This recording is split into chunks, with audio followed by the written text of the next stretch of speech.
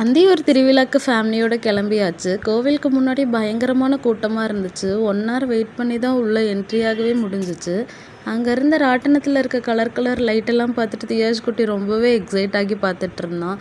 அங்கே இருக்க ஸ்நாக்ஸ் எல்லாம் வாங்கி எல்லாரும் ஷேர் பண்ணி சாப்பிட்டுட்டு இருந்தோம். தியாஷ்க்கு குட்டியாக ஒரு பலூன் வாங்கியிருந்தோம். அது கூட அவன் ரொம்ப என்ஜாய் பண்ணி விளையாண்டுட்டு இருந்தான். இந்த பால் கேமை எங்கே பார்த்தாலும் எங்கள் மாமியார் விளையாட ஆரம்பிச்சிருவாங்க. அவங்க கூட சேர்ந்து நானும் ஒரு பால் போட்டிருந்தேன். கடைசீட்டில் குட்டியாக பிளாஸ்டிக் பவுல் தான் கிடச்சிச்சு.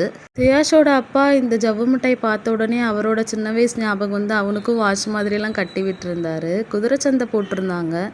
குதிரையெல்லாம் பார்க்கறதுக்கு ரொம்பவே அழகா இருந்துச்சு. எல்லா குதிரையும் பார்த்து முடிச்சுட்டு நானும் எங்கள் மாமியாரும் ராட்டினத்தில் விளையாடலான்னு சொல்லிட்டு போயிருந்தோம். இது விளையாட 2 பேருமே ரொம்ப எக்ஸைட்மெண்ட்டோடு இருந்தோம். எங்கள் மாமியார் ராட்டினம் விளையாடுறப்போ ரொம்பவே என்ஜாய் பண்ணி விளையாண்டுட்டு இருந்தாங்க. மேலேருந்து பார்க்க வியூவெல்லாம் ரொம்பவே சூப்பராக இருந்துச்சு. வீட்டுக்கு ஒரு தோசை தவாவும் இரும்பு சட்டியும் வாங்கிட்டு கிளம்பியாச்சு.